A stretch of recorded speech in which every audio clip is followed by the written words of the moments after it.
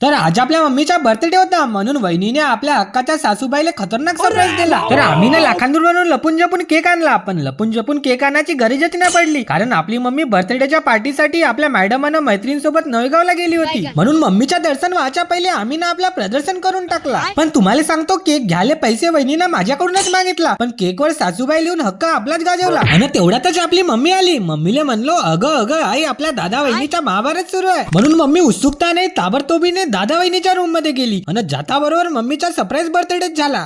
Happy birthday to you. Happy birthday to you. Happy birthday dear mommy.